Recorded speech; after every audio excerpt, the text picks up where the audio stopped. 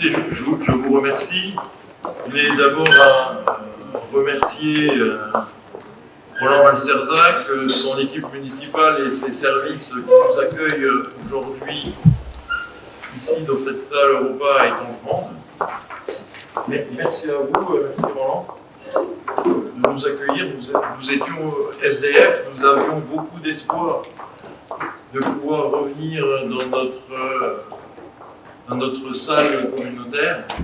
Je pense et je crois que, vu l'actualité, ça va sembler de nouveau très compliqué.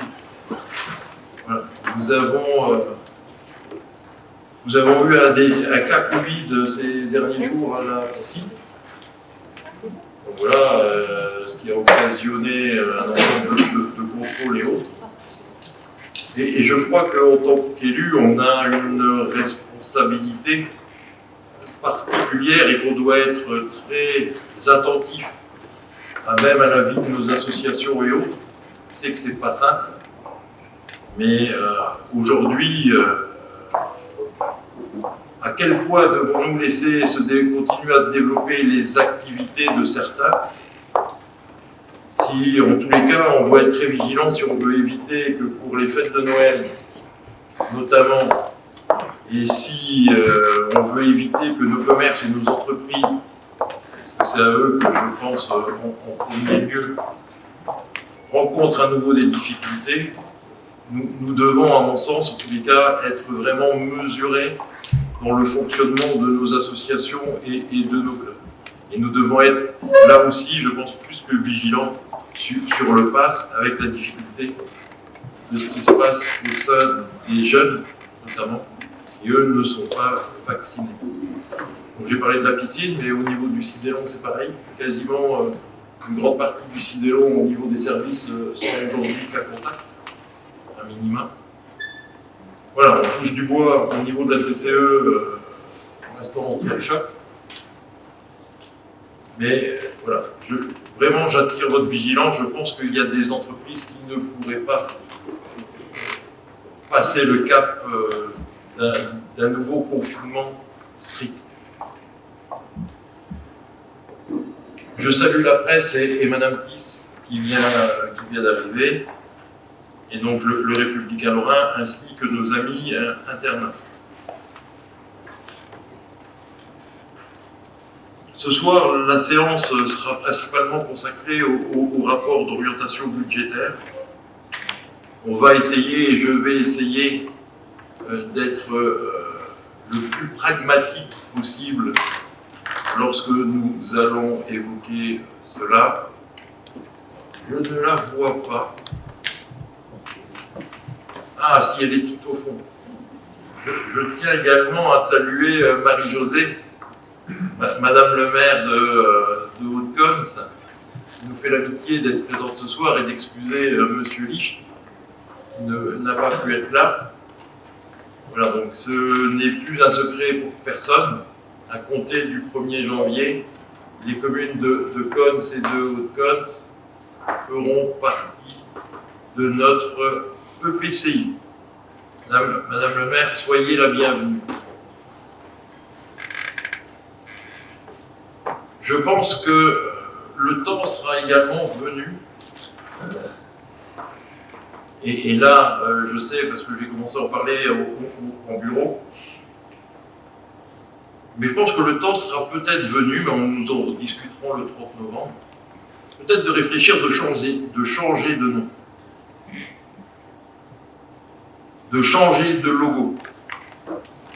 Voilà, je crois que nous ne devons pas nous interdire cette réflexion et cette discussion. Donc j'aborderai cette thématique avec vous le 30 novembre. En tous les cas, si certains ont déjà des nuits, après des nuits d'insomnie ou autres, des propositions à faire, qu'ils n'hésitent pas, et ils peuvent nous les envoyer, nous les faire parvenir, ou à Manon, ou à Olivier, ou directement à moi. En tous les cas, à mon sens, c'est le bon moment pour ne pas s'interdire de changer de nom.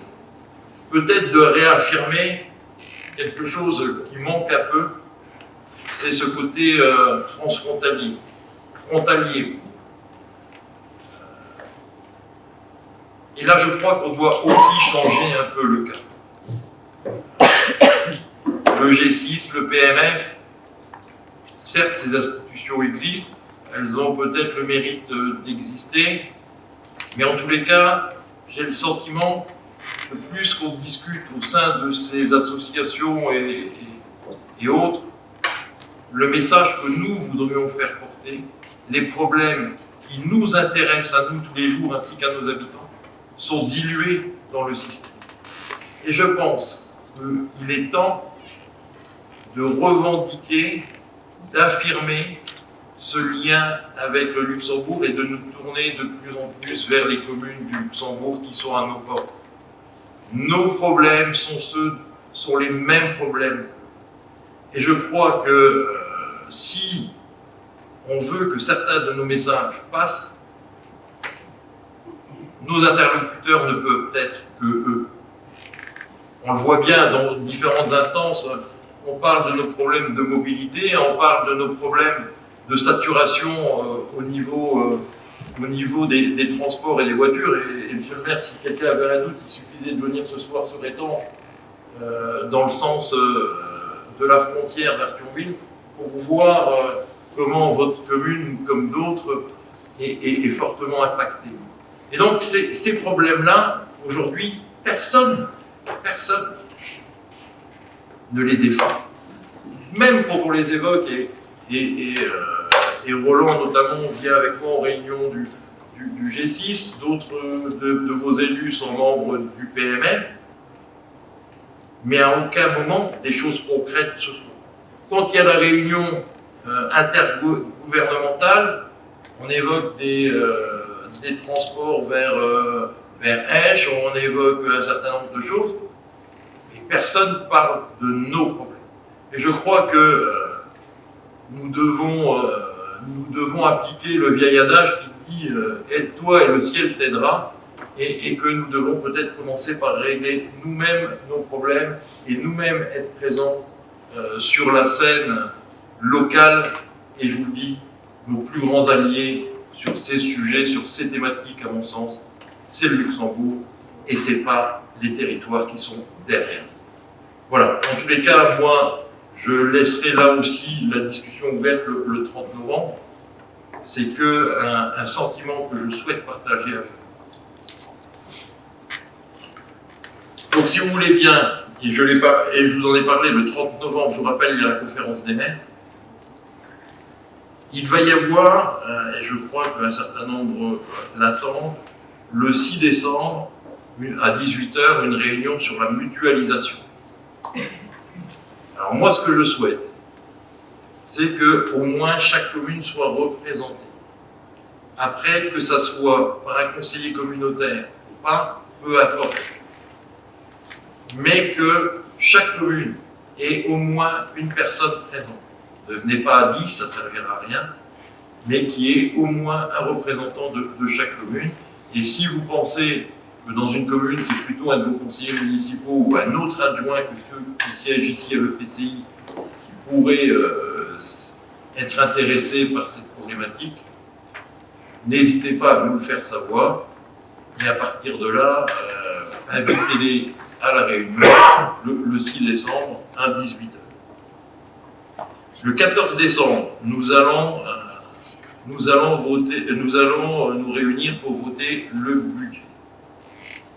Le budget, c'est quelque part, ça sera l'application et l'écriture des grandes lignes qui seront évoquées ce soir.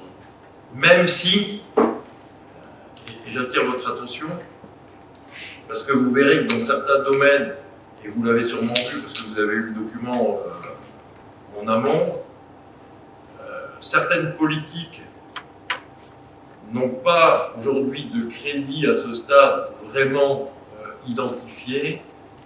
Pourquoi? Parce qu'elles veulent encore travailler avec leur commission, et je pense notamment à la commission de Denis, veulent travailler encore avec leur commission sur les différentes thématiques. Et donc, nous aurons l'occasion, à travers le budget supplémentaire, de réactualiser un peu tout ça.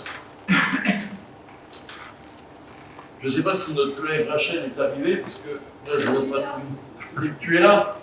Donc, je n'ai pas besoin de t'excuser, Rachel. Il était prévu que je l'excuse parce qu'elle a eu une après-midi chargée. Voilà, ce soir, j'ai une pensée particulière pour nos équipes qui sont présents à la Citadelle, et je salue les différents chefs de service présents ce soir, les chefs de pôle également présents, pour que le spectacle Lumière d'hiver, dont à 17h il y a eu le coup d'envoi, se passe bien. Donc on a un certain nombre des agents qui sont mobilisés sur le site. 500 personnes en 2 heures, Rachel. Donc c'est pas mal, et si on fait ça, et si ça continue à ce rythme-là, on risque d'éclater un peu tous nos chiffres, tant mieux. Oui, donc, le Lumière d'hiver démarre ce soir, de 17h à 22h, et dernière soirée, c'est le dimanche. Donc vous voyez bien, il y a des fortes influences, avec 6 soirées étalées, en tous les cas, vos présences. Nous avons, et j'ai souhaité ne pas faire de temps protocolaire officiel, étant donné que je trouvais que c'était ou ce soir ou pas, et je ne voulais pas rajouter de réunion par rapport à ce soir, et par rapport aux problématiques sanitaires, moins nous aurons de temps, mieux ça sera. Donc si vous voulez bien, et après avoir constaté que le quorum est atteint, il nous faut désigner un ou une secrétaire de séance. Madame Langmar, vous acceptez une nouvelle fois, je vous remercie. Je voulais vous donner quelques informations supplémentaires. La gendarmerie aujourd'hui, le dossier a avancé, et le ministère de l'Intérieur doit vérifier ce dossier afin de valider le programme. La réponse est attendue pour fin décembre. Le projet de territoire, le jury s'est réuni et nous avons désigné un bureau d'études. Je rappelle, j'attire votre attention, nous sommes quasiment à la date du 30 novembre. Un certain nombre des communes n'ont pas donné les dossiers sur les fonds concours. Je vous rappelle que, à ce jour, tout dossier, facture qui n'a pas été donné au 30 novembre, logiquement, le fonds de concours est perdu. Voilà. Hormis Bayonne-les-Sierres et Rodemack et Canfun, voilà. Toutes les autres ont encore de l'argent sur leur ligne, donc pour certaines, eh ben, l'argent sera perdu, et ils le savent, et ils nous l'ont déjà fait savoir, parce que soit des dossiers ne seront pas pris en temps et en heure, soit ils ont supprimé le dossier, et forcément ils ne vont pas pouvoir toucher l'argent, et je pense notamment à la commune de Cattenom. Pour les autres, faites le nécessaire. Et je peux vous assurer, pour l'avoir vécu aujourd'hui à Zouf, si vous envoyez un petit mail à la perception, elle peut vous retourner par retour de mail les factures tamponnées pour les donner au service de la saisie. Voilà, ne vous endormez pas sur cette masse d'argent, parce que pour certaines communes, c'est vraiment important. Oui. Oui, Michel. Ah, le tableau. Mais attention, parce que le tableau, je préfère vous en envoyer un peut-être demain à tous. Parce que le tableau, il faut faire attention comment on l'interprète. là aujourd'hui c'est le reliquat, mais il y a des dossiers qui sont peut-être encore à traiter chez nous. Voilà. Donc on regardera, et si vous voulez, demain, soit vous appelez, soit vous faites un point, mais je peux que vous encourager à aller vite. Vous avez dû recevoir de la CRC un mail vous demandant d'aller, que vous aurez un deuxième mail sur lequel vous pourrez télécharger le compte-rendu qui a été voté en conseil communautaire, parce que vous allez devoir dans chacune des communes délibérer. Si des communes ont des soucis de téléchargement ou quoi, vous pouvez soit utiliser le rapport que vous avez eu au conseil communautaire, soit le redemander à la communauté de communes, mais en tous les cas, il va falloir délibérer, que chaque commune délibère dessus. Oui, c'est un débat, oui, c'est pas une délibération, c'est un débat. Aujourd'hui, vous savez, on attendait pour, à travers la CLEC, reverser à chacun et à chacune les différentes sommes concernant l'extrascolaire et le périscolaire. Aujourd'hui, on est encore en attente de l'association de 4 mois, de l'arrêt des comptes de 4 mois. Donc ça bloque le calcul, et le fait de reverser aux communes.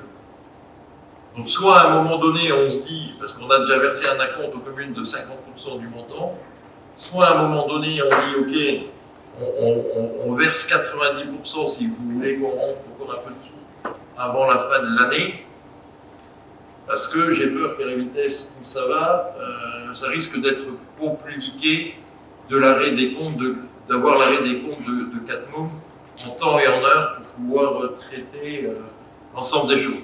Je rappelle le système, c'est que depuis le 30 août, la CCE ne s'occupera plus de l'extrascolaire. Et donc, il nous faut l'arrêt des comptes de l'association ECLO, mais celle-là, on vient de la voir, et de 4 mois au 30 août.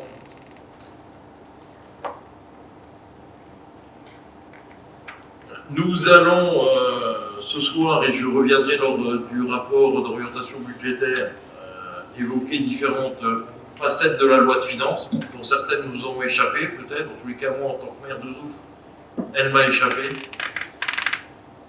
Et je voulais déjà que vous preniez et inscriviez dans vos agendas, il nous faudra faire un conseil communautaire au mois de janvier, donc ceux qui organisent des vœux. On dit au niveau de la CCE, on est en train d'y réfléchir, même en version light. Même en version light, on est en train d'y réfléchir. Après, on verra bien comment va se passer la pandémie qui risque de nous tomber dessus. Normalement, fin décembre, d'après les informations nationales du Trésor de ce jour. Il nous faudra malgré tout faire un conseil municipal le 25 du 1. Pourquoi? Parce que les nouveaux conseillers communautaires de Cons, de Haute-Cons, de Cattenom, qui je crois gagne un conseiller communautaire, doivent être mis en place dans le mois qui suit l'intégration au périmètre. Donc, si l'intégration est dans le 1er janvier, il faut qu'on fasse un conseil communautaire avant le fin janvier. Bon, le dernier mardi de janvier, c'est le 25. Donc si jamais certains veulent programmer des vœux ou quoi, qu'ils laissent au moins 1 heure de temps.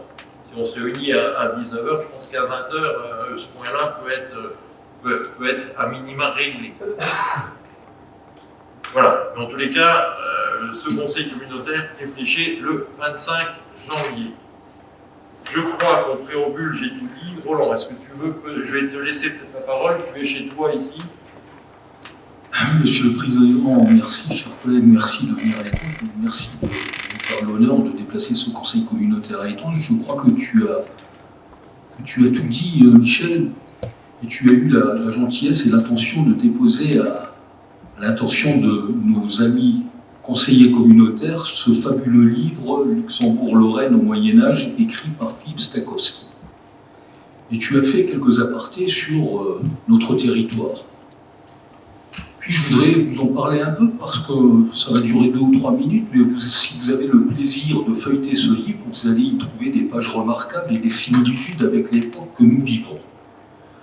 Alors vous verrez les incidences climatiques de 1550 à 1860, puisqu'on rentre dans une ère de refroidissement climatique. Les gens n'hésitent pas à mettre le chauffage jusqu'au mois de mai, juin et même juillet. Vous verrez aussi que ce territoire fait déjà parler en termes de mobilité. En termes de mobilité, puisque Metz est un État très puissant, et que la circulation en direction du Luxembourg se fait, et que les Messins, bien qu'étant un État puissant, se font souvent interpellés par des gens peut-être de mauvaise fréquentation d'une petite ville qui s'appelle Étampes. H-E-T-E-N-G-E. Vous verrez aussi, et le président en parle quelquefois, sur l'histoire de la taxation lors de la traversée des seigneuries, que ce n'est pas quelque chose de nouveau, la taxation existait. Vous sortiez d'une seigneurie qui est un territoire, et quand vous franchissiez le pas pour traverser, vous étiez soumis à un impôt. Rien de nouveau sur ce secteur-là également. Vous verrez aussi que le grand secteur qui était le fief du pays du Nord, Mosellande, qui avait repris le pays thionvillois, était la seigneurie de Rodemack, qui était la plus puissante à l'époque et qui maintenait l'ensemble du territoire bien au-delà de Thionville.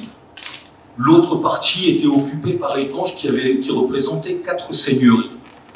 Puis j'en finirai aussi parce que, de nouveau, sur les incidences climatiques, vous verrez par exemple que de 1860 à 1965, il y a eu 245 phénomènes climatiques importants sur notre territoire, des phénomènes qui étaient graduellement hiérarchisés sur une échelle de 1 à 5, de banal à grave, très grave, catastrophe, et puis les événements centenaires. 245. Vous voyez que rien de nouveau en fait compte. Les bois étaient déjà attaqués pour le chauffage, des problèmes existaient, mais que ce territoire, Michel, dont tu es le président, a effectivement une parole à porter. C'est notre parole, celle d'un territoire qui demande à participer avec les autres, à la mobilité. La mobilité a toujours existé, c'est une préoccupation de nos habitants. Et je sais que tu as dit au début du mandat que c'était l'élément prépondérant et le premier au chapitre de notre mandat. Et je pense que tu as raison, parce qu'effectivement, nous devons nous faire entendre. Pas nous faire entendre contre les autres, nous faire entendre avec les autres pour pouvoir faire bénéficier ce territoire dans ses traversées ferroviaires, fluviales, routières et même pédestres lorsqu'on parle de tourisme dans nos forêts. Bref, il y a un grand chantier à entreprendre, mais vous voyez, vous aurez le plaisir de regarder, parce que j'ai toujours, avec tous les élus étangeois, une amitié particulière pour Philippe Stakowski, qui nous a quittés trop tôt, mais qui était le livre, la Bible et l'archive intellectuelle de notre territoire. Ces vérités ressortent. Elle nous invite quand même à beaucoup travailler encore, et il nous reste 4 ans et demi pour le faire. Ne perdons pas de temps. Merci, Monsieur le Président, de nous faire l'honneur. Merci d'avoir remis ce document et ce merveilleux livre aux élus communautaires. Je pense qu'ils peuvent en être touchés et ils auront plaisir à le feuilleter. Et encore merci d'avoir choisi Étanges, d'être présent ce soir dans notre commune. Merci Roland. Je pense qu'on aurait tous pu être d'accord avec Philippe Stakowski, et certains plus jeunes l'ont peut-être même vu à l'école. Mon regard me tourne vers un Thierry Michel, par exemple. C'est sûrement le cas. Oui, au collège à Volmant, voilà.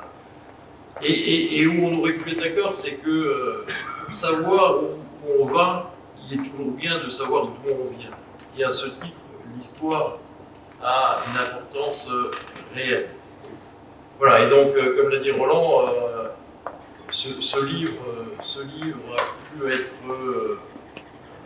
aussi édité grâce à l'implication de la communauté commune, de la commune de Étangerand, que je salue également, et dont la sœur de Philippe Stakowski nous a écrit un courrier de remerciement.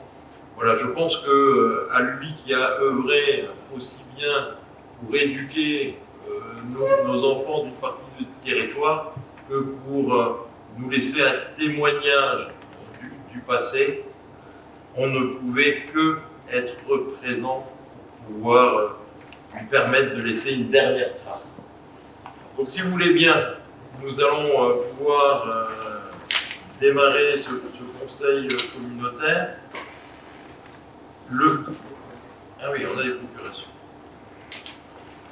Au niveau des procurations, M. Schmitt a donné procuration à M. Coqueluche. M. Himer a donné procuration à M. Steinmetz.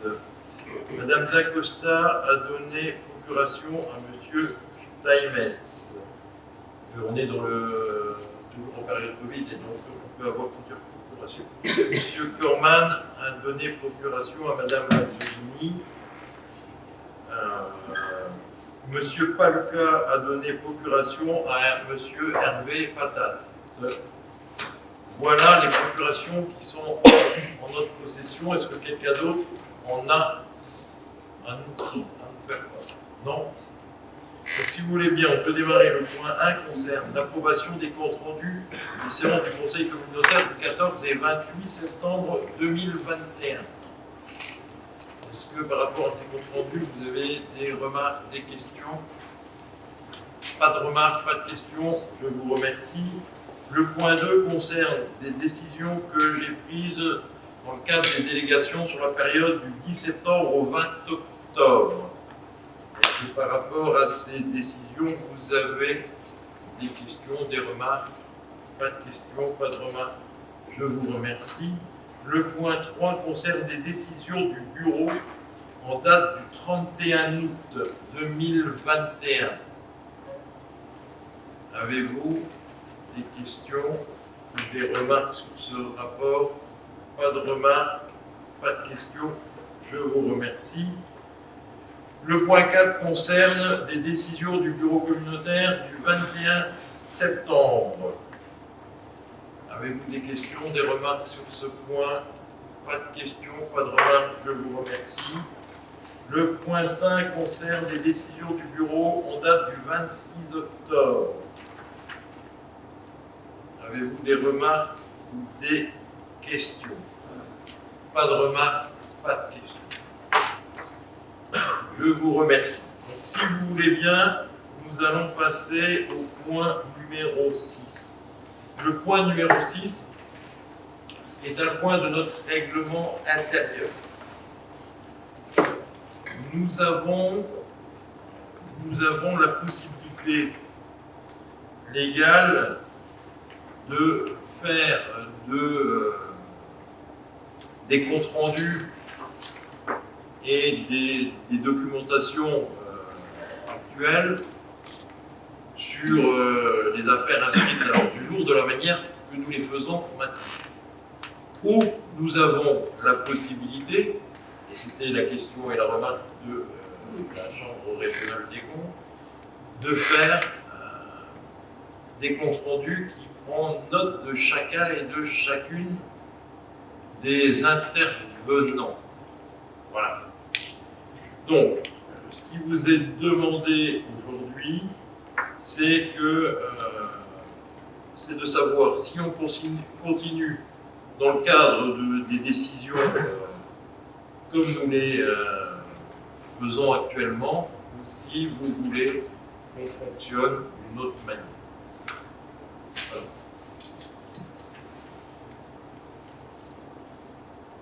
Est-ce que quelqu'un a des questions sur cette thématique? Oui? Je suis effectivement posé la question plusieurs fois. Oui. Sur les interventions qu'on pouvait faire sur des plans ouverts, notamment, pour lesquels on exprime un questionnement porté par la commune, et pour lesquels on pourra apparaître des discussions, notamment les réponses qui sont apportées. De manière générale, sur des interventions où on a des discussions, on a des thèmes, on n'a pas de compte rendu. Donc il n'y a aucune trace en fait de la question qui est légitimement portée par la commune. Donc je suis le représentant. Alors déjà aujourd'hui, même dans le système actuel, Oui. Si tu souhaites qu'à un moment donné, une de tes questions soit inscrite, si tu le dis, je souhaite que au compte rendu, cette question soit inscrite, ou que mon intervention soit inscrite, je veux dire, on le fera. C'est la même chose dans ton conseil municipal. Sans changer le fonctionnement général du tout, si à un moment donné, sur une thématique bien précise, tu souhaites vraiment que ton intervention, ta question, soit inscrite au contenu, on pourra le faire. Et ça, c'est valable. Je pose cette question parce qu'effectivement, de mandat en mandat, on n'a pas eu l'impression, parce que les décisions ont pu être prises, notamment sur des mandats précédents, des réponses ont pu être, des questions ont pu être faites et des réponses ont pu être apportées pour lesquelles on retrouve la trace. Et moi, je trouve que c'est important de pouvoir savoir, d'avoir l'historique des questions qui sont évoquées lors des conseils communautaires et notamment des débats et des réponses qui sont apportées. Les institutions fonctionnent comme ça, évidemment. Olivier, si vous voulez apporter une réponse technique, oui.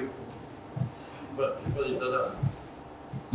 J'ai pas de point formel de réponse, si ce n'est que ça a déjà fait l'objet d'un débat au Conseil communautaire de mémoire au cours de l'année 2017 ou 2018, et il y avait eu une prise de position de rester dans cette configuration.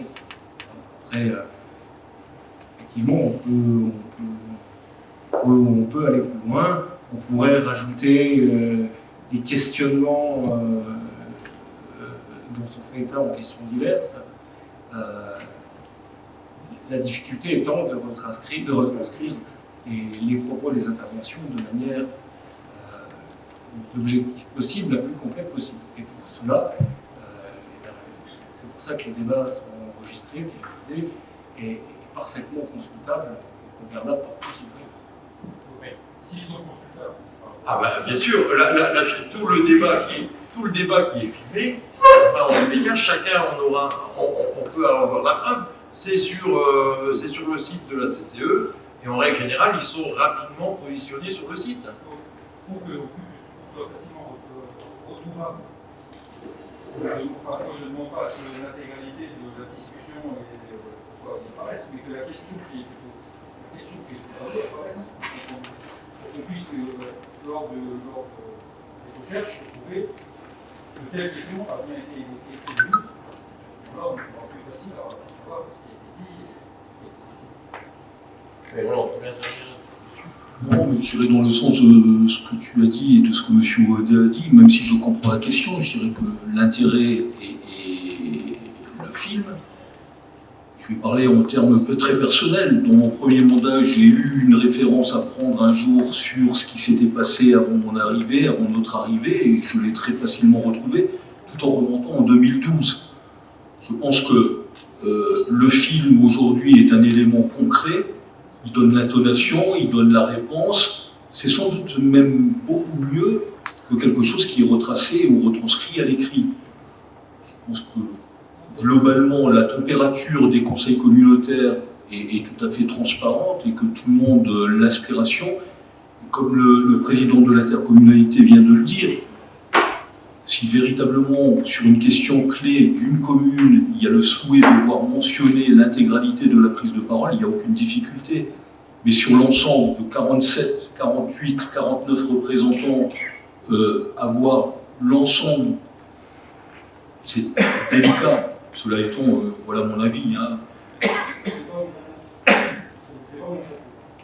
Simplement dit que d'ailleurs il n'y a jamais 50 000 interventions dans le conseil communautaire, que quand il y a une intervention, on puisse retrouver ce qui a été dit et les débats dans le lieu, il faut qu'à minima apparaisse dans le compte rendu du conseil la question qui a été posée.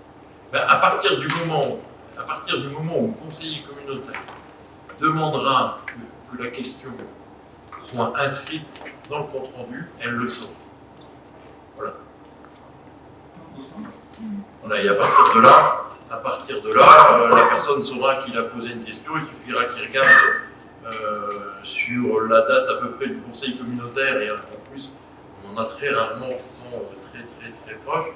Donc forcément, il la retrouvera, il retrouvera la vidéo, il verra l'ensemble de la réponse qui aura été apportée. Et voilà. Donc est-ce qu'on peut continuer sur le système existant? Et de toute manière, ce que je viens de dire à notre collègue, je veux dire, c'est juste la loi. Si n'importe lequel, et même dans vos conseils municipaux, si un de vos conseillers municipaux, voilà, je disais bien qu'il y avait quelque chose qui allait pose la question et demande que ça soit affiché, vous êtes dans l'obligation de l'afficher. Ok, donc on maintient le système existant. Donc on doit passer au vote, Olivier, c'est le vote. Donc qui est contre, qui s'abstient, je vous remercie. Le point 7, c'est une modification d'une commission communautaire. Pourquoi?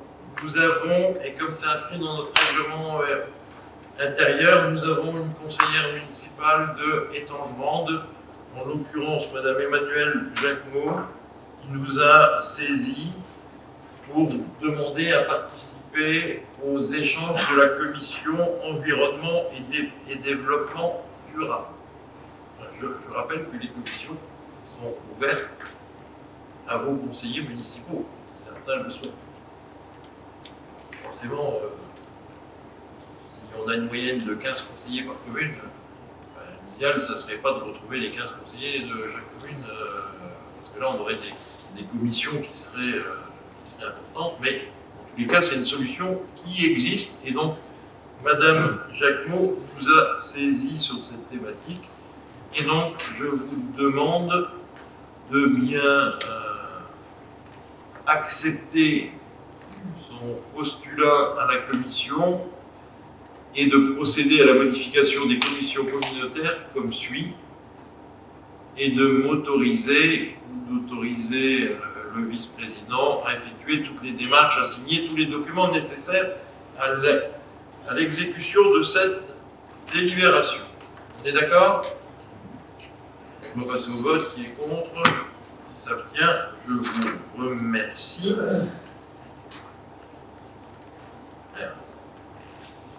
Il nous a été demandé de redélibérer sur la commission locale d'évaluation des charges transférées, autrement dit la CLEC, et donc et de considérer l'arrivée des communes de Cons, les Bains et de Haute-Cons, que ces communes désignent un délégué titulaire et un délégué suppléant pour siéger au sein de la CLEC. Donc, on modifie la CLEC et donc on l'ouvre aux 22 communes, et de demander à ces deux communes de désigner leurs représentants titulaires et suppléants. On est d'accord? On peut passer au vote. Qui est contre, qui s'abstient, je vous remercie. Le point 9, c'est à peu près du même acabit, c'est de prendre une délibération pour que nous demandions à tous les syndicats type Moselle Fibre, Scott, Sidélon, Moselle Aval et e-Login Fort de prendre en compte le changement de périmètre à compter du 1er janvier 2022.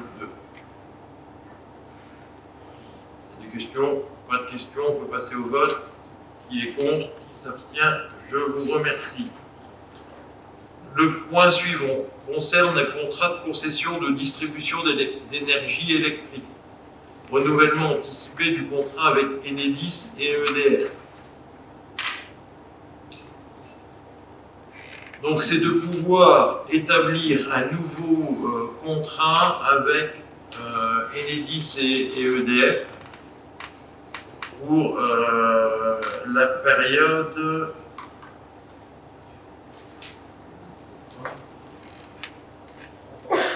de 5 ans, pour une période de 5 ans, hein, c'est bien ça, Pascal? 30. Combien? 30. 30? Non. Ah oui, 30 ans, mais l'indemnisation, c'est sur... C'est 5 ans. C'est 5 ans, voilà. Pourquoi? Parce qu'auparavant, il y avait tout le système du R2 et de ce que EDF reversait. Aujourd'hui, on rentre dans une nouvelle ère, et il faudra, dans tous les cas, pour qu'on puisse percevoir quelque chose à l'avenir, qu'à l'issue de ces 5 ans, nous rentrions dans un syndicat plus grand. Donc là, ce qui est proposé de mémoire, c'est qu'ils nous versent 100 000 euros. Vous savez, c'était l'argent qu'on touchait dans le cadre des enfouissements de réseau et autres, notamment. Et c'est que maintenant, ils vont nous verser une somme fixe. Et à nous de regarder comment demain on va regarder pour faire partie d'un système un peu plus grand. Aujourd'hui, le système plus grand qui existe à notre porte et qui est connu, c'est le SysCodip, dont le président, je ne sais pas s'il est encore, est toujours Jean-Paul Weber, qui était salarié à la CCE. Voilà, donc ça, il va falloir que dans les 5 ans, pour continuer à percevoir de l'argent, il va falloir qu'on s'organise.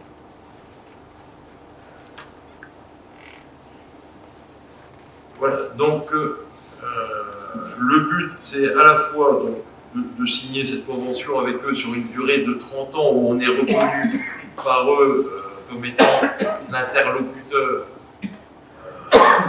au niveau de toute cette gestion électrique en tant que concessionnaire. C'est d'acter que pendant les 5 ans, il va y avoir une rémunération qui sera fixe. Mais là, si on va la toucher, il va falloir qu'on s'organise pour les 5 ans à venir pour savoir qu'est-ce qu'on fait après les 5 ans. Et la troisième chose, c'est d'étendre là aussi, dans le cadre de notre convention avec eux, le périmètre aux communes de Cons et de Haute-Cons. Est-ce que j'étais suffisamment clair? J'aurais une question. Pourquoi 30 ans? Pourquoi 30 ans? Parce que 30 ans, c'est long. Comment, Pascal? Il y a des raisons. Non, Pascal, allez voir parler là-dedans et enlevez votre masque, parce que sinon on va rien comprendre. C'est au niveau du code national des contrats typiques qui ont été négociés par la FNCCR, dont on est membre. D'accord. Donc c'est comme on n'a pas le choix, c'est un monopole. Ok, et 30 ans, de toute manière, au niveau d'une concession, c'est pas si long que ça. Parce que c'est pas 30 ans, on tombe sur une somme. C'est 30 ans où ils nous reconnaissent comme concessionnaires. C'est pas le montant, parce que le montant, il est vraiment arrêté que pour 5 ans. Voilà, donc quelque part, c'est la garantie qu'au moins pendant 30 ans, ils nous reconnaissent comme le concessionnaire. Et c'est le fait d'avoir été le concessionnaire qu'on a pu récupérer un certain nombre de sommes au titre du R2 et autres, qu'on a reversé aux communes lorsque les communes ont fait de l'enfouissement de réseau. Donc voilà, donc sur la durée, moi je dirais, à la limite, si vous avez proposé 50 ans, c'était même mieux. Par contre, c'est le changement de politique en matière d'indemnisation. Et donc ça, il va falloir qu'on voit ce qu'on fait d'ici 5 ans. Est-ce qu'il y a une autre question sur ce rapport? Oui. Plusieurs collègues. Il n'y a pas de micro.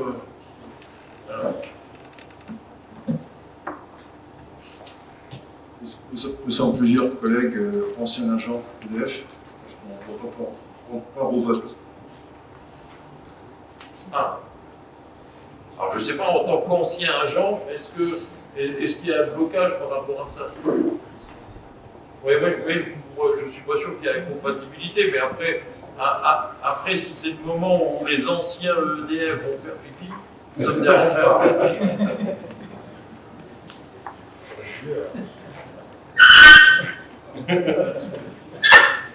Bon, alors, qui souhaiterait, même si je ne vois pas d'incompatibilité, qui souhaiterait ne pas prendre part à ce vote? 3. Ok. Donc notre collègue Alain, Jean-Marc et Bernard ne prennent pas part au vote. Pour les autres, ça veut dire que c'est un peu de la discrimination. Nous, on n'a pas été chez EDF et on n'a pas eu les grands avantages d'EDF. Donc pour les autres, qui est contre, qui s'abstient, je vous remercie. Nous voilà arrivés au rapport d'orientation budgétaire. Ce rapport fait 131 pages. Je pense que les années précédentes ont feuilleté à minima les 131 pages. Plus ou moins vite. J'ai envie d'essayer une autre manière de procéder, si vous le voulez bien. Et comme vous avez eu tous accès aux documents, je vais vous donner rendez-vous déjà à la page 15.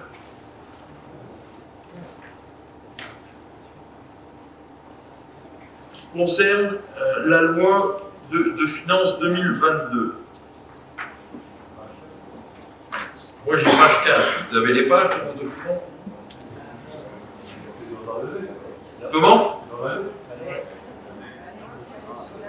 Non, c'est pas dans l'annexe, c'est dans le rapport d'orientation. Ah, c'est dans l'annexe, oui.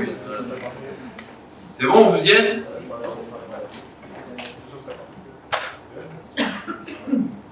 Voilà, je voulais juste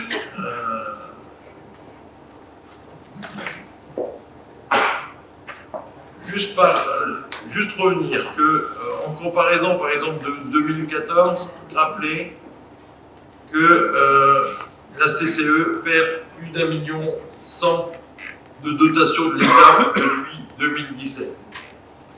Quand on cumule ces différents montants, ça représente à peu près 8 millions d'euros.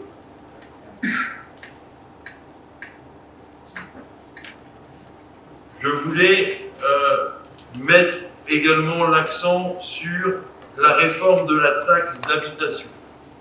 Je crois que j'ai vu la Chambre, mais au niveau national, ou la Cour des comptes plutôt, qui disait dernièrement dans la presse et à travers le Républicain lorrain que ça avait été une erreur politique de supprimer la taxe d'habitation. Je ne peux que partager cette analyse de la Cour. Donc, au niveau de la réforme de la taxe d'habitation, pour les EPCI,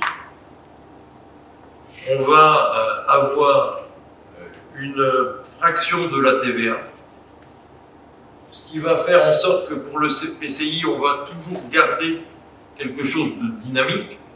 Par contre, là, mesdames et messieurs les maires, pour les communes, vous allez récupérer le foncier du département, et là, par contre, c'est figé. Donc, une fois de plus, les communes sont pénalisées dans le système. À mon sens, parce que vous retrouvez quelque chose qui est figé.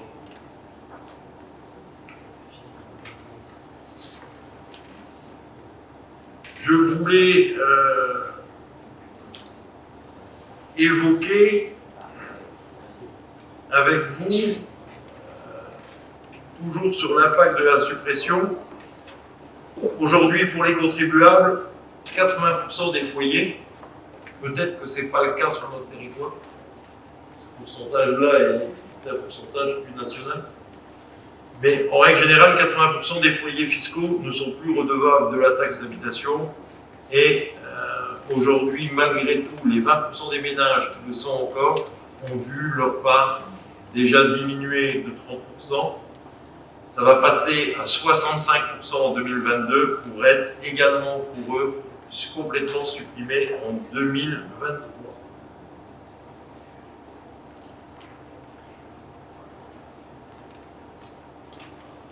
À noter que au niveau des bases de CFE, de taxes foncières, sont compensés par une dotation dynamique égale au produit de la perte de base résultant de l'application des taux votés en 2020. En règle générale, ça veut dire qu'ils nous ont diminué d'une manière unilatérale toutes les bases pas de bleu. C'est-à-dire que si vous aviez une base avant d'une valeur 100, et ben demain, elle sera de 50. Et on aura bien une compensation, mais la compensation, en réalité, elle est de nouveau pas dynamique.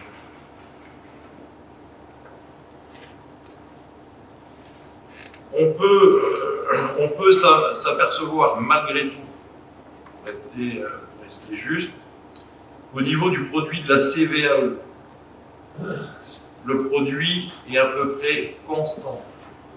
On a fait, nous, un estimatif à 3 100 000. On a eu une notification toujours de quelque chose qui est projeté, qui serait de l'ordre de 3 700 000. Voilà. Donc on n'est pas loin. Là, on a plutôt l'habitude d'imaginer les recettes en moins, comme ça on n'a jamais de mauvaise surprise, et les dépenses en plus. Ça, on a une vision qui est toujours plus juste de la réalité. Dans tous les cas, au niveau de la CVAE, ça ne devrait pas changer. Heureusement, et dans ce cas-là, où je suis passé déjà à la page 23, heureusement que nous avons rattrapé tous les ans tout ce qui concernait la CFE pour s'approcher au niveau du taux moyen, ce qui nous a fait une recette quasiment de 700 000 € par an. Donc maintenant, on est au niveau moyen national. On n'aura plus cette recette de 700 000 €, mais au moins on l'a rattrapé. Ce qui est important de se rappeler, c'est que quelque part, notre PCI se voit privé de deux impôts dynamiques, la taxe d'habitation et la CFE, et on est limité dans notre capacité à capter des ressources nouvelles. Voilà ce qu'il faut un peu retenir de ce passage. Je vais revenir sur page 25, sur quelque chose d'important, et c'est ce que je disais. En tant que maire de Zoufle, ça m'a échappé. Je pense que ça a échappé à beaucoup d'autres maires présents dans la ville. Auparavant, au niveau des impôts sur le propriété bâtie, sur la taxe foncière sur les propriétés bâties, votre conseil municipal pouvait délibérer pour exonérer les nouvelles constructions pendant 2 ans. Nous avions eu une discussion il y a 4-5 ans en arrière au sein de la communauté de communes, et un grand nombre d'entre nous, nous avons supprimé ces exonérations en disant, ok, ces habitants viennent, demandent du service, du périscolaire et tout ça, donc il n'y a pas de raison de ne pas encaisser tout de suite les produits du foncier bâti. Au niveau de la loi finance, ils ont modifié la règle. C'est-à-dire que, de par la loi, pendant 2 ans, toute nouvelle construction est exonérée. Et donc, tous ceux qui n'ont pas délibéré au 31 octobre 2021, dont la commune de Zoufgueune, et donc c'est pas quelque chose dont j'avais connaissance et que je n'aurais pas partagé avec vous, tous ceux qui n'ont pas délibéré au 31 octobre 2021, automatiquement, toutes les nouvelles constructions seront exonérées de foncier, de taxes de foncier bâti en 2022. Si vous voulez remettre pour que les nouvelles constructions payent à partir de 2023 une taxe sur le foncier bâti, il faudra impérativement prendre une délibération avant le 31 octobre 2022.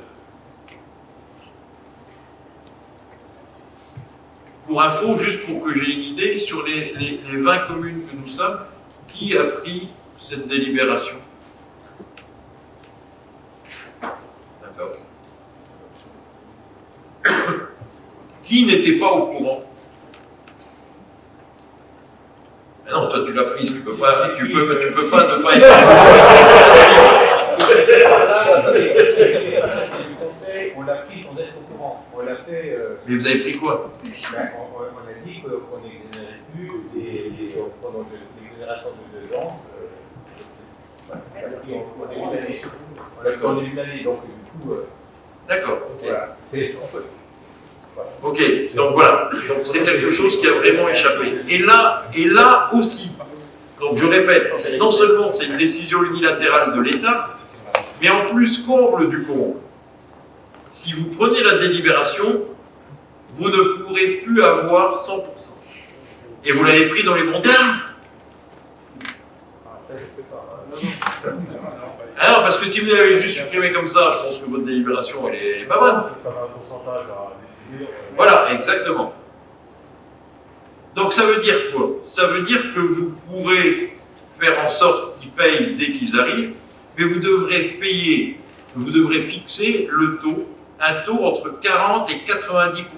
Ça veut dire que dans tous les cas, vous n'aurez pas 100%. Voilà. Donc ça, c'est important de le savoir. En tous les cas, on vous fera parvenir une délibération type avant le 31 octobre 2023. Et c'est une délibération qu'il suffit de prendre une fois dans le cadre de son mandat, hein, mais c'est bien ça. Voilà, donc normalement, vous la prendrez une fois, et à partir de là, vous n'aurez pas besoin de la reprendre tous les ans. Mais toutes les nouvelles constructions, pour tous ceux qui n'ont pas pris la délibération, pas de rentrée d'argent en 2022.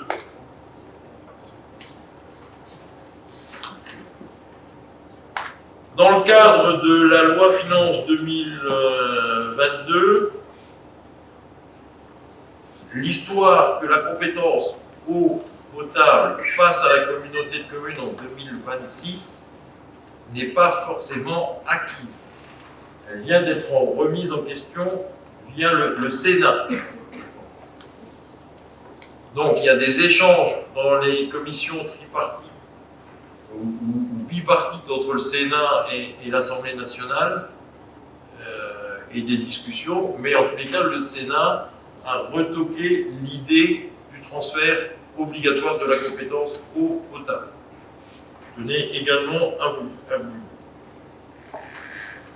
J'ai évoqué la crise du Covid qui malheureusement repointe le bout de son nez. Sachez que depuis mars 2020, pour la communauté de communes, l'impact financier de la crise sanitaire représente quasiment 2,2 millions d'euros.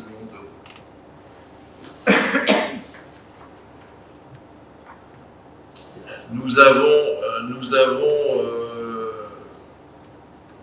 dépensé à peu près 2,5 millions et nous avons eu un retour de 316 000 euros d'aide.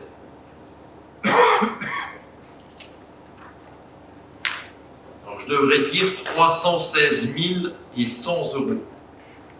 Pourquoi? Vous savez que l'État nous a bien incité quand même à supprimer les loyers des entreprises qui occupaient des locaux ou quoi. Donc nous avons pratiqué pour 24 298 euros de remise de loyer et à ce jour nous avons perçu 100 euros. Alors, je ne sais pas s'ils comptent nous donner quelque chose d'autre, mais en tous les cas, à ce jour, nous avons perçu 100 euros.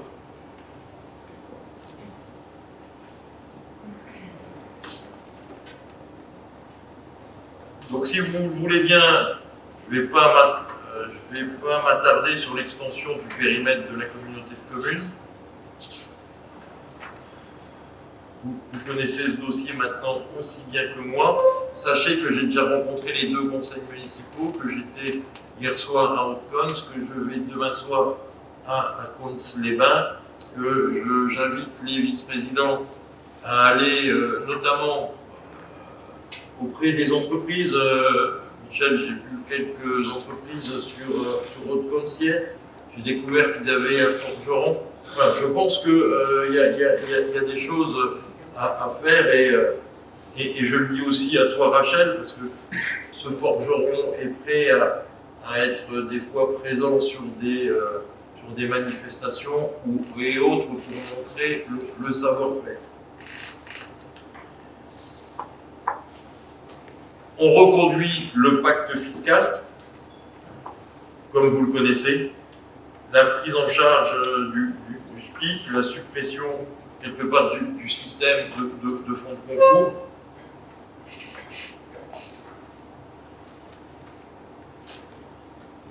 Nous avons des questions à nous poser dans le cadre du pacte fiscal, et sans vouloir lancer le débat ou quoi.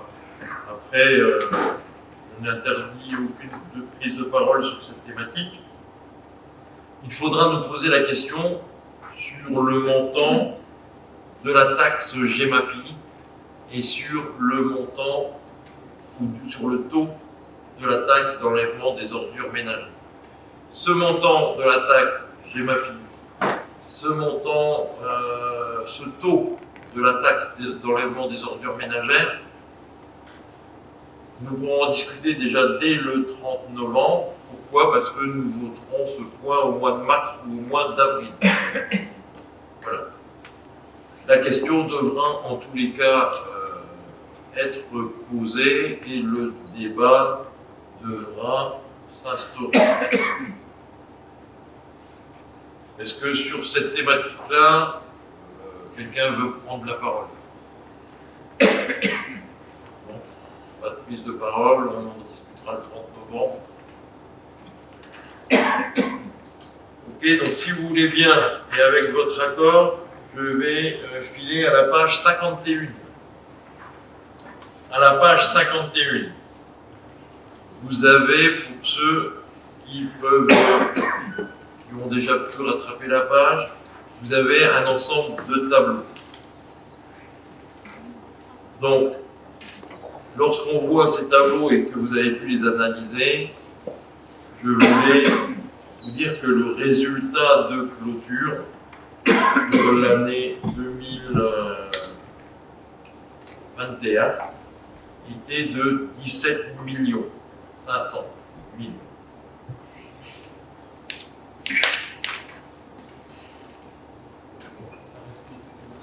Oui, bien sûr, ça reste une estimation, parce qu'aujourd'hui, tout n'est pas passé, mais l'estimation, c'est un résultat de clôture qui se situera aux alentours d'un excédent de 17 500 000.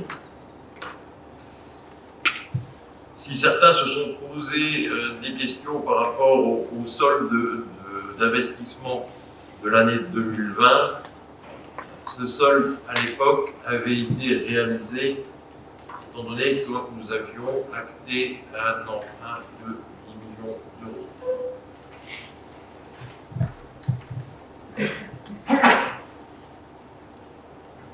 Voilà sur ces chiffres. Au niveau du budget d'assainissement, le résultat de clôture, toujours estimatif, est de 3,2 millions. Au niveau du budget assainissement non collectif, le résultat de clôture est de 12 149. Au niveau du résultat de clôture du budget bois et énergie, le résultat de clôture est de 2 953 €. Voilà. Le résultat de clôture de la zone d'activité de Entrange est de moins 596 000 €. Forcément, sur cette zone, il reste des terrains éventuellement à vendre à Entrange aussi. Entre la cuisine et France Service, il doit rester un tout petit bout, une ou deux parcelles qui pourraient être vendues. Voilà. Sinon, la totalité est vendue. Et là aussi, il peut y avoir une réflexion de savoir si si à un moment donné, au sein de la commission, il n'y aurait pas d'intérêt à réaliser des choses avec. La capacité d'autofinancement, toujours estimée, alors en brut, se situe aux alentours de 8,6 millions, et je dirais que en net, on serait autour de 6,7 millions. Voilà.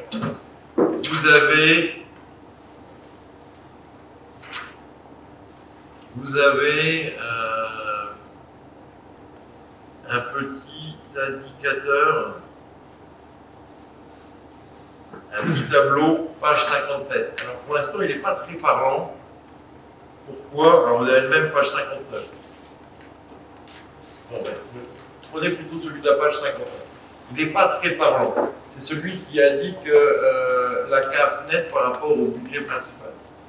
Et j'ai voulu qu'on voit la différence entre l'estimation et le réalisé. Pour l'instant, nous n'avons qu'une seule année de référence, c'est l'année 2020. Donc nous avions en 2020 estimé 5 millions et en réalité on était un peu plus que 7. Cette année nous estimons à presque 7. Donc on verra bien où on est. Voilà. Mais j'ai voulu que dorénavant vous ayez toujours le décalage. Alors c'est sûr que comme on démarre un peu ce tableau-là, pour l'instant ça ne parle pas trop, mais que vous ayez toujours une vision entre à chaque fois ce qu'on estime en fin d'année et quand on a les chiffres consolidés au mois d'avril ou au mois de mai, de pouvoir comparer.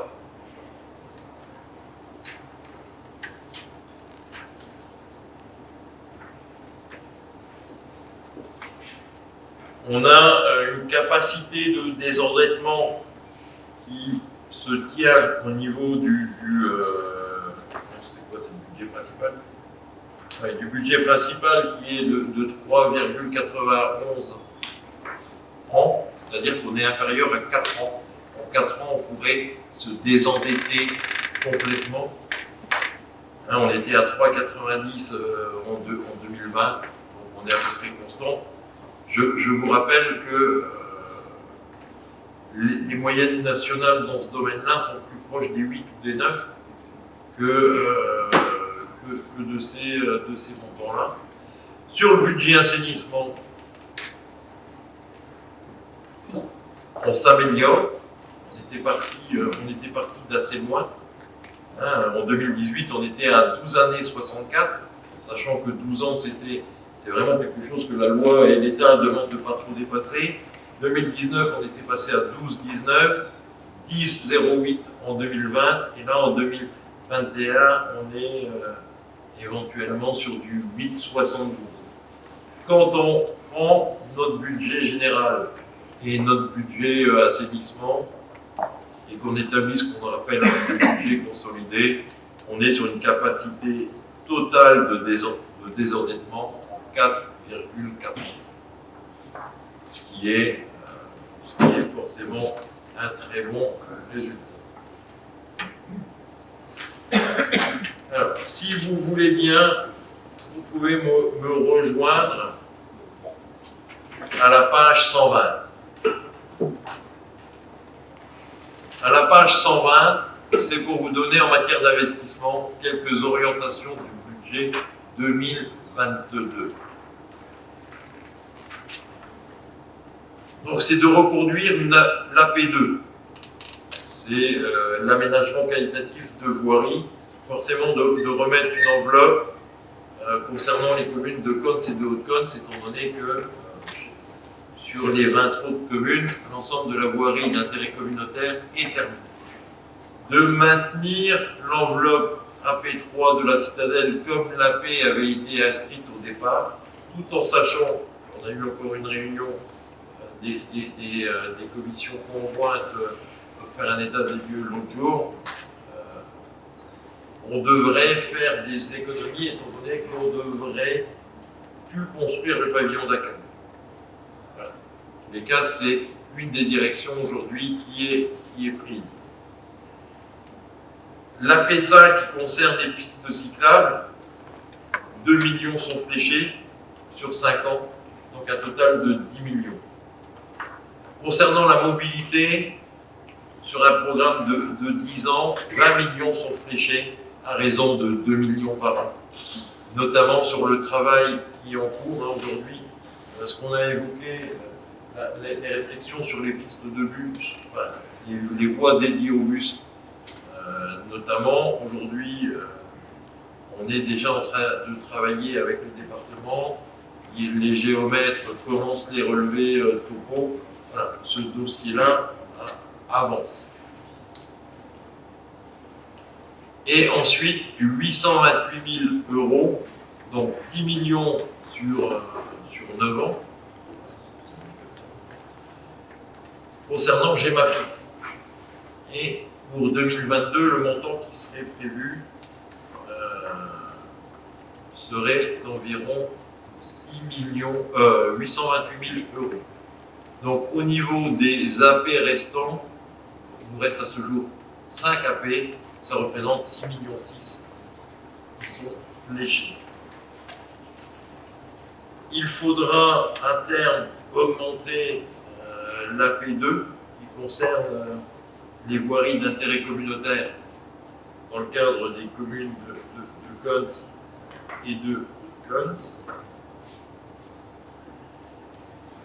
Autrement, au niveau du service pôle social et enfance, aujourd'hui ce qui est fléché, c'est 36 000 € de dépenses, 6 600 € de recettes. Au niveau du service environnement, c'est à peu près 820 000 € de dépenses qui sont fléchées. Au niveau de la réserve naturelle, 66 000 € de dépenses qui sont fléchées. Et pour résumer, sur tout le pôle environnement, 1,7 million € sont fléchés et 498 000 € de recettes. Sur tout le pôle sectoriel, comprenant le sport, la culture, l'informatique, la commission NTIC, en sachant, comme je vous le disais en préambule, que cette commission va encore travailler et donc les montants vont évoluer lors du budget supplémentaire. Donc au niveau du pôle sectoriel, on est pour un premier fléchage aux alentours de 489 000 € d'investissement. Sur le pôle travaux bâtiments, 15 437 000 sont fléchés et 2,3 millions de recettes. Bien entendu, quand on a fléché des recettes, c'est qu'on était à peu près, pas sûr, mais c'est qu'on avait identifié le moyen de vraiment les toucher. Et quand on parle de montant d'investissement, vous savez très bien qu'il y a les consultations et les appels d'offres qui vont régulariser ça et que bien souvent, on a pris le montant maximum. Au niveau du pôle fonctionnel, 65 000 € sont fléchés. Au niveau du développement économique, parlant de Deveco, de la MED, de l'abattoir, de la zone de étangement, de Canfun, et dedans une partie de pourquoi il y a la mobilité de Général. Voilà, elle doit arriver. Donc le total fait 1,4 million et il y a la mobilité pour 2 millions. Sur le pôle tourisme, gîtes et autres, on est à peu près à 168 000 € qui sont fléchés en investissement. On a fléché à peu près 34 000 euros, mais ça ne sera pas suffisant concernant la communication. Pourquoi? Alors, je ne sais pas si on va les mettre en communication ou autre, mais si jamais le fait de refaire un livre avec 22 communes vient et on arrive à le passer en investissement, mais ça, c'est pas sûr, forcément, 34 000 euros, ce sera un peu chaud. Voilà, au total, 21,4 millions sont fléchés de dépenses d'investissement.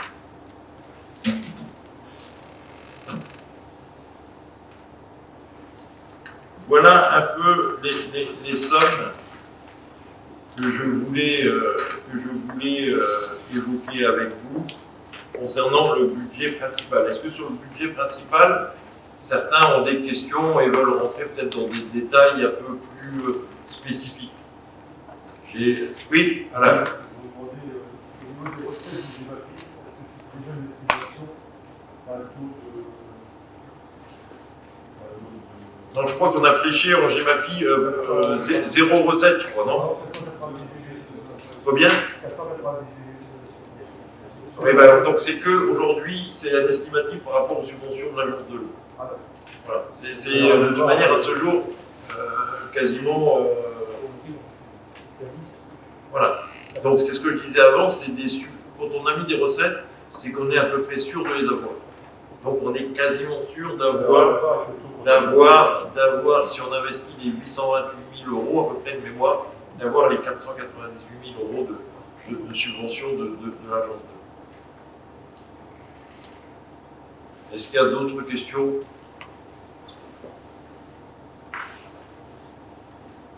Est-ce que de l'aborder comme ça vous suffit? Vous avez vu que j'ai chanté quasiment exprès le fonctionnement, que je suis allé à l'essentiel, c'est-à-dire l'investissement, et qu'on est resté dans les grandes lignes de l'investissement.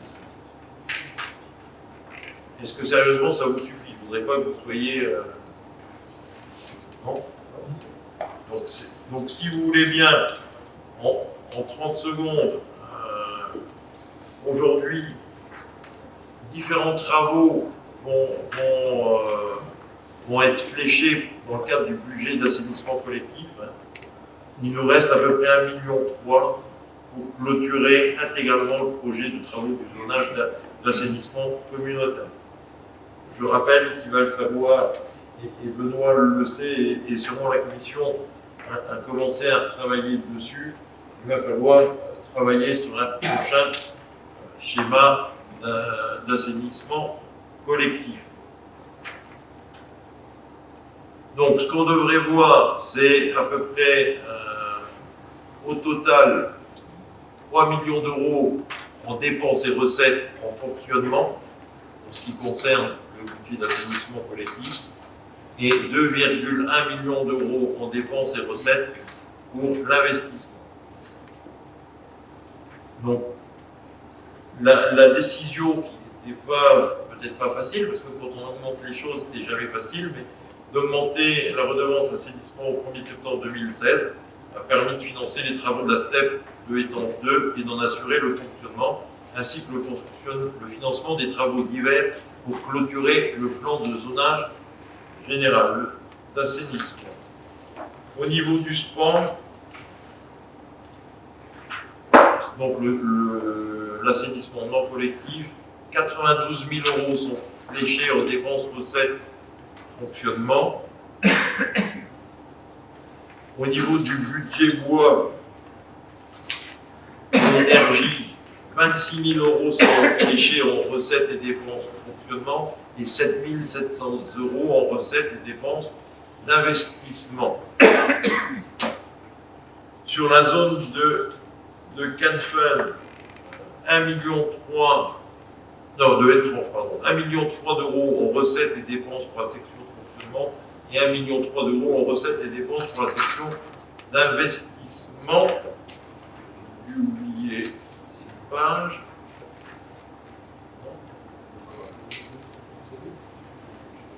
Ah oui, les autres zones étant concédées, il n'y a plus de budget annexe. Voilà un peu pour ce que il me semblait important qu'on puisse aborder ce soir. Est-ce que vous avez des questions? Pas de questions? Écoutez, si vous n'avez pas de questions, on peut passer à l'ordre du jour suivant, mais auparavant de voter ce rapport d'orientation budgétaire. Qui est contre? Qui s'abstient? Je vous remercie. Ah ben non, c'était pas. Non, non, oui, si c'était. C'est un DONTAC pour le rapport.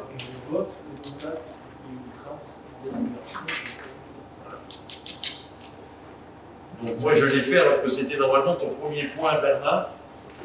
Donc, mais du coup, on a voté ce DONTAC. Donc si tu veux bien, tu peux nous présenter le point numéro 12. Merci Michel. Moi je renvoie sur la page 36 405 sur la décision modificative du budget principal exercice 2021. Et je fais grâce les tableaux de la page 37, 38 et 39. Je m'arrête sur la page 40 pour dire que l'addition modificative numéro 4 du budget principal s'équilibre en dépenses et en recettes aux sections de fonctionnement à hauteur de 15 000 € et à hauteur de 16 500 € en section d'investissement. Pour la section de fonctionnement, la dépense et l'inscription de crédits supplémentaires ont le but est d'augmenter les crédits prévus concernant les prestations de nettoyage des locaux, les frais d'électricité et les frais d'entretien des bâtiments, et des inscriptions de crédits à la baisse pour certains postes de dépenses avec des réajustements de virement à la section d'investissement.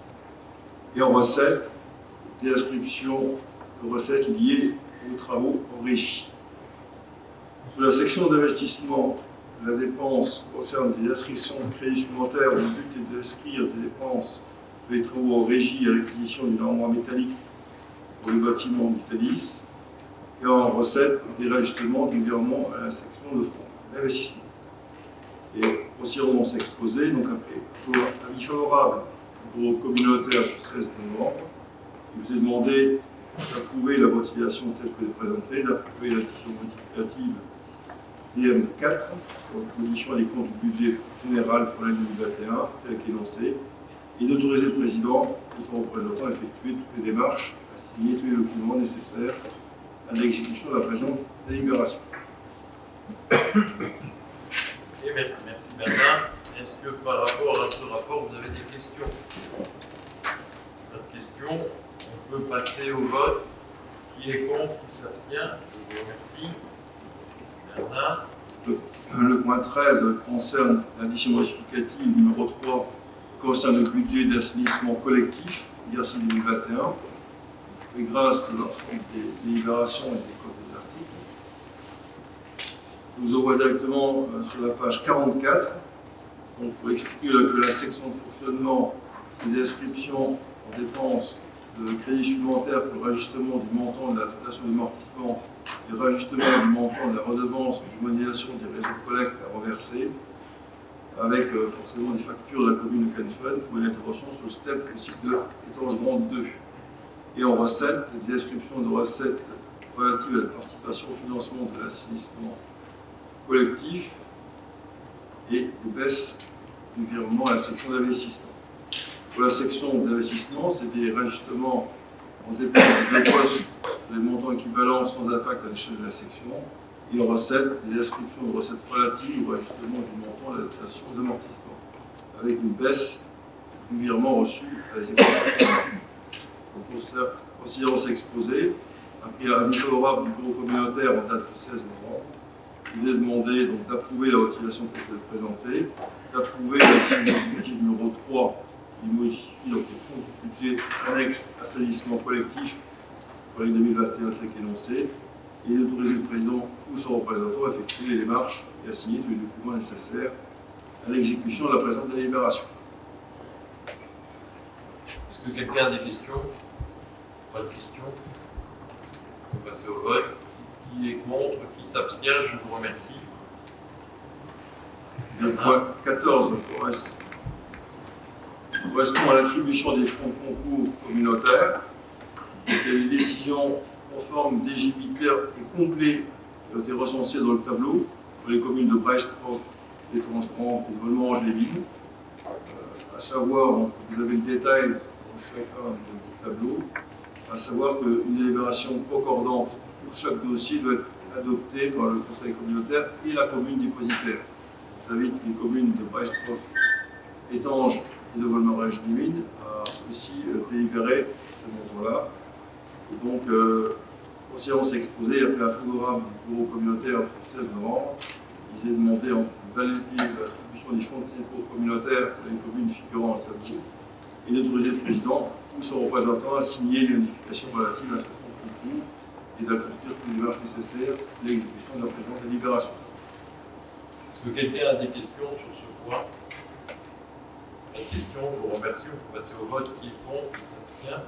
Merci. Alors, Olivier, merci. Vous remercierez aussi l'ensemble des services qui ont contribué à la préparation de ces documents financiers, que ce soit le rapport d'orientation budgétaire, que ce soit les autres délibérations qu'on a passées ou qui sont à venir. Voilà, penser à le faire, c'est aussi important. Michel, si tu veux bien. Merci Président. Le point 15, si je ne me trompe pas, concerne le compte rendu d'activité à la collectivité de la SODEVAM à propos de la SAC d'Étangerand. Ce compte rendu est un rapport annuel que la SODEVAM doit en tant que concessionnaire. Cette année, il reprend les modifications tarifaires des prix de vente que nous avons souhaité mettre en place. Et la SAC d'Étanges, elle est pour l'instant en cours de commercialisation. Il y a une dynamique un peu supérieure qui existe de la commercialisation. Il y a beaucoup de projets en cours. La concrétisation est toujours un peu trop longue, mais on a des choses qui avancent sur ce sujet. En résumé, pour ne pas être trop long, je vous propose d'adopter ce compte rendu d'activité à la collectivité avec cette réserve de prêt que nous souhaitons mettre une réserve sur la participation programmée par SODEVAM dans ce compte rendu d'activité à la collectivité, étant donné que nous ne voyons pas de lien direct avec les travaux réellement prestés sur cette zone d'activité au cours de l'année. Les chiffres qu'on va avoir lieu avec SODEVAM nous donnent un peu d'explication sur le montant des travaux qu'ils ont prévus en 2021, les apports de fonds prévus en 2021 sur cette zone. Et vous verrez tout à l'heure que la réserve est exactement la même sur le point suivant pour la zone d'activité des apports.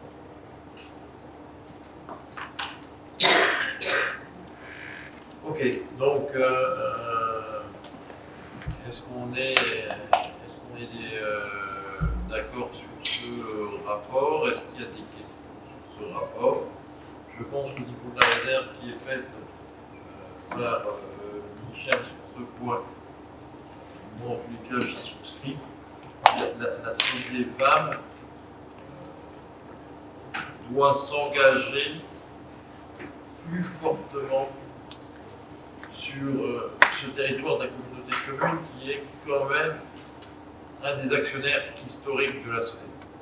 Même si maintenant le département a un peu pris le leadership en matière de part au sein de la SODEVAM, historiquement la communauté de communes auparavant était le plus gros actionnaire avec la commune de Lutte. Donc rien que pour cet engagement et ce lien historique entre notre PCA et la SODEVAM, nous devrions, et nous sommes en attente de résultats plus flagrants. Donc moi je souscris complètement à la réserve de Michel Hervé. On y va comme ça, on l'approuve avec cette réserve. On doit le voter. Non, c'est à contre, c'est adopté. Okay. Merci Michel. Merci Président. Le point suivant concerne le même compte rendu annuel à la collectivité, mais pour la SAC. Les points marquants pour la création et l'évolution de ces actes pour l'année 2021, c'est d'abord une très mauvaise nouvelle puisque le dossier d'autorisation environnementale a été rejeté par les services de l'État, ce qui occasionne un certain nombre de discussions actuellement ce qui a occasionné déjà des discussions un tout petit peu directes entre notre concessionnaire et nous sur ce terrain, et par conséquent, des discussions aussi avec le prestataire du concessionnaire qui a préparé ce rapport, et maintenant nous sommes en phase de rediscussion avec les services de l'État et de la police de l'eau pour reconstituer un dossier d'autorisation environnementale qui soit conforme à leurs attentes, au minimum. Ce n'a pas été le cas sur le premier dossier. Le deuxième point qui est vraiment en cours de traitement et qui est une condition préalable nécessaire pour continuer sur cette zone, c'est de définir les possibilités d'accès, notamment les façons d'accéder à la zone, les intersections qu'il faut créer pour entrer et sortir de cette zone, que ce soit sur le côté triangle, qui est la zone qui est située à gauche en allant de l'étang vers Catherine, ou sur le côté à droite. Il y a des avancées qui ont eu lieu avec le département, il y a des travaux qui sont en cours pour définir les modalités exactes d'accès à cette zone. En conclusion, je vous propose d'accepter ce contrôle annuel avec la même réserve concernant les appels de fonds, puisque, à ma connaissance, il n'y a pas de raison de rémunérer un prestataire qui n'a pas fait le travail attendu en termes de dossier environnemental. Et pour le reste, il n'y a pas eu de travaux effectués sur cette zone. Il y aura aussi une discussion avant ce débat sur les appels de fonds proposés dans ce contrôle annuel. Ok. En partant du même principe de réserve qu'on fait sur le point suivant, est-ce que vous avez des questions, des remarques? Ok, contact. Merci Michel. Marima.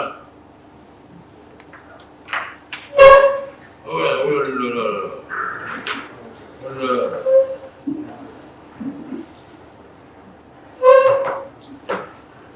Sinon, on va t'enlever une partie de l'investissement de ton pôle pour repayer des micros à la commune de l'étang. C'est Bernard, c'est pas moi. Hein. Ah oui, c'est Bernard. Lui qui casse tout. Alors, ce point concerne l'attribution de fonds de concours au titre de la transition énergétique, et donc un fonds de concours dédié. Deux communes ont sollicité 2 dossiers pour la commune de Hentrange, pour le passage en éclairage LED, d'une part de la salle des sports, d'autre part au niveau de la RD 57. Le premier dossier, le fonds de concours demandé de 8 956 €, ce qui correspond à 30% du dossier, qui est la même somme que le financement communal. Et la deuxième partie pour 14 750 €. Là aussi, 30% du montant total et l'équivalent de l'autofinancement communal. La deuxième commune à leur demander, c'est Putelange et Thionville pour remplacement des huisseries de la maison des associations et du foyer socioculturel pour un montant de 6 384,34 €, 25% du montant des travaux qui correspond à l'autofinancement communal. Donc il vous est demandé de valider l'attribution de ces fonds de concours et d'autoriser le président à signer toute notification relative à ces dossiers. Est-ce que vous avez des questions sur ces points? Pas de questions. On peut passer au vote. Qui est contre? Qui s'abstient? Je vous remercie. Est-ce que vous avez des questions d'ordre divers? Pas de questions d'ordre divers. Écoutez, je vous remercie encore de votre présence. Je pense que le timing est plus que bon dans le cadre d'une soirée de rapport d'orientation budgétaire. Il est vrai que c'est toujours un peu plus simple, donc les excédents permettent que les arbitrages ne soient pas trop tendus. Donc si ceux qui ont encore un peu de temps, eh ben, je vous invite à partager un petit verre d'amitié autour d'une collation préparée par le bistrot Sorens de Étanges-Grande. Ceux qui, à l'issue de ça, voudront encore aller faire un tour à Rodemack, c'est encore pas trop tard, et ceux qui pourront aller voir les matchs de foot aussi. Merci en tous les cas de votre présence.